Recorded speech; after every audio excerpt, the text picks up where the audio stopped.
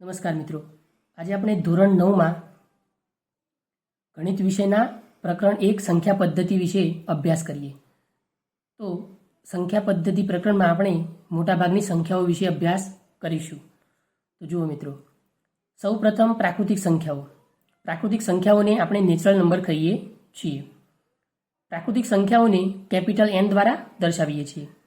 પ્રાકૃતિક સંખ્યાઓમાં 1 થી અનંત સુધીની સંખ્યાઓનો સમાવેશ થાય છે. હવે બીજી સંખ્યા છે પૂર્ણ સંખ્યાઓ. પૂર્ણ સંખ્યાઓને અંગ્રેજીમાં હોલ નંબર કહીએ છીએ.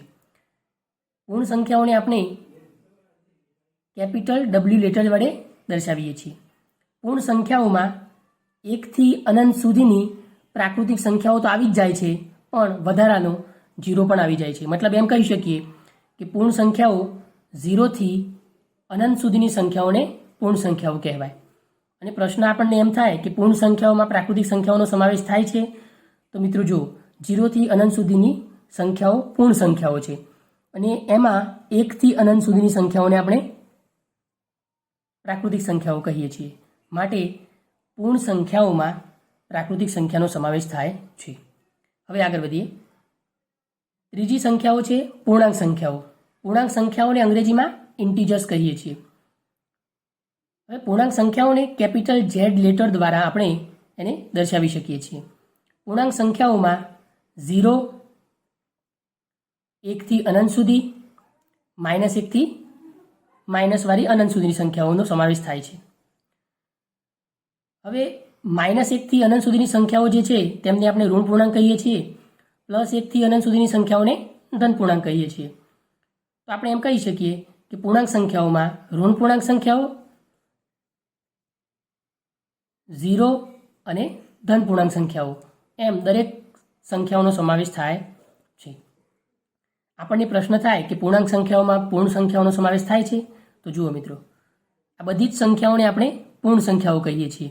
હવે એ બધી જ સંખ્યાઓને આપણે પૂર્ણાંક સંખ્યાઓ કહીએ છીએ.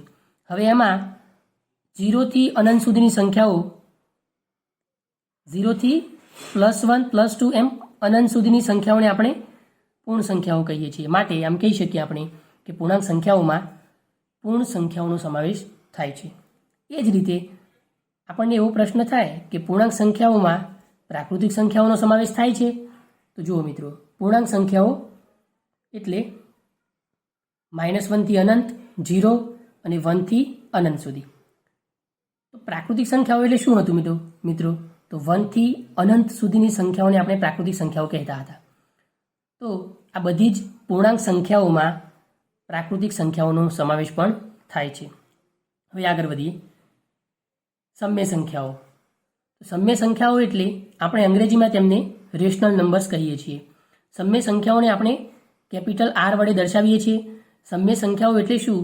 તો મિત્રો એવી સંખ્યાઓ કે જેમને P/Q સ્વરૂપમાં દર્શાવી શકીએ, જ્યાં P પૂર્ણાંક સંખ્યા હોય અને Q શૂન્યતર પૂર્ણાંક સંખ્યા હોય. હવે પૂર્ણાંક સંખ્યા હોય એટલે Pની જગ્યાએ કોઈ પણ ઋણ પૂર્ણાંક હોઈ શકે, 0 હોઈ શકે, અથવા કોઈ પણ ધન પૂર્ણાંક હોઈ શકે. બરોબર? પણ હવે Qની વાત કરીએ તો Q 0 ના હોવો જોઈએ. હવે 0 ના હોવો જોઈએ મતલબ પૂર્ણાંક સંખ્યાઓમાંથી આ 0 આપણે બાદ કરી દઈએ તો બાકીની જે બધી સંખ્યાઓ વધી એ સંખ્યાઓને આપણે શૂન્યતર પૂર્ણાંક સંખ્યા કહીએ છીએ. તો Q છે એ શૂન્યતર પૂર્ણાંક હોઈ શકે. મતલબ Qની જગ્યાએ 0 ના હોય, પણ ઋણ પૂર્ણાંક કોઈ પણ હોઈ શકે અને ધન પૂર્ણાંક પણ કોઈ પણ હોઈ શકે. ઉદાહરણ તરીકે મિત્રો જુઓ, -25. તો -25 હવે એના નીચે કશું જ નથી, એનો મતલબ કે એને એના નીચે છેદમાં 1 લખી શકીએ. તો -25 ભાગ્યા 1 એટલે આ P/Q સ્વરૂપમાં આપણે દર્શાવ્યું. તો -25 એ P કહેવાય અને 1 છે એ Q કહેવાય. Q છે એ 0 ના હોવો જોઈએ. તો જુઓ મિત્રો, Q છે એ અહીંયા 1 છે, 0 નથી. અને P છે એ -25 છે, મતલબ -25 એટલે ઋણ પૂર્ણાંક છે.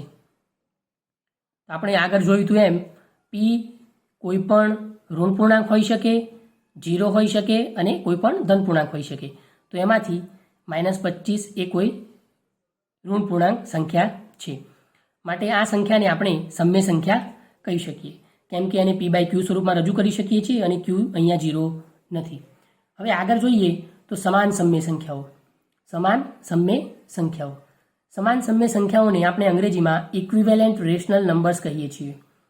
તો જુઓ મિત્રો, 1/2 એ પી બાય ક્યુ સ્વરૂપમાં રજૂ થઈ શકે છે જ્યાં ક્યુ 0 નથી. મતલબ 2/4 એ પણ ક્યુ પી બાય ક્યુમાં રજૂ થઈ શકે છે અને ક્યુ 0 નથી. 10/20, 25/50 અને 47/94. તો આ બધી જ સંખ્યાઓ પી બાય ક્યુ સ્વરૂપમાં રજૂ થઈ શકે છે અને ક્યુ 0 નથી.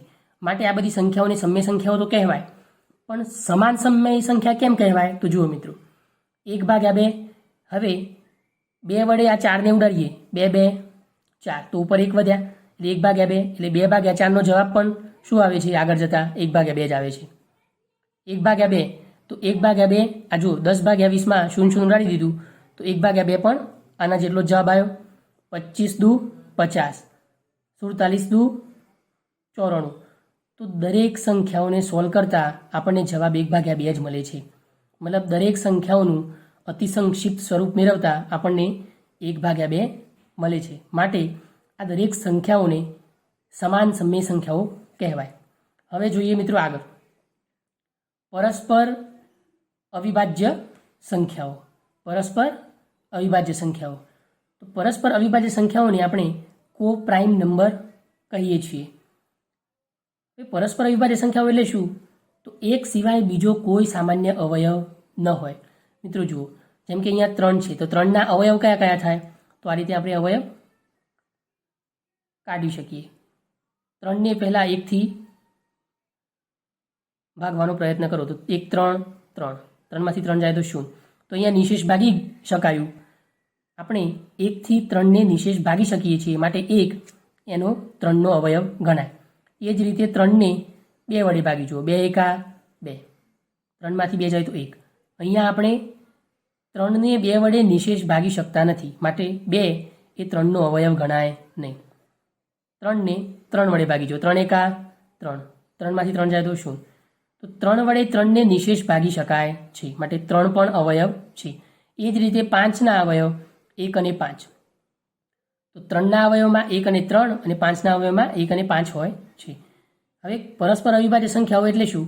તો 3 અને 5 શું પરસ્પર અવિભાજ્ય સંખ્યાઓ છે? તો જુઓ, એક સિવાય બીજો કોઈ સામાન્ય અવયવ ન હોય. સામાન્ય અવયવ એટલે કોઈ પણ બે સંખ્યાઓ હોય જેમાં અહીંયા ઉદાહરણ તરીકે 3 અને 5 લીધેલ છે, તો જેમાં સામાન્ય અવયવ એટલે બંનેમાં એક જ અવયવ આવેલો છે. જુઓ, આ 1 જે છે એ 3 અને 5 બંનેનો સામાન્ય અવયવ છે, અને 3 અને 5 જુદા પડે છે એટલે સામાન્ય અવયવ કહેવાય નહીં. તો 3 અને 5ના અવયવો આપણે શોધ્યા, એમાં માત્ર ને માત્ર એક જ સામાન્ય અવયવ મળતો હોવાથી 3 અને 5 પરસ્પર અવિભાજ્ય સંખ્યાઓ છે. ધન્યવાદ મિત્રો.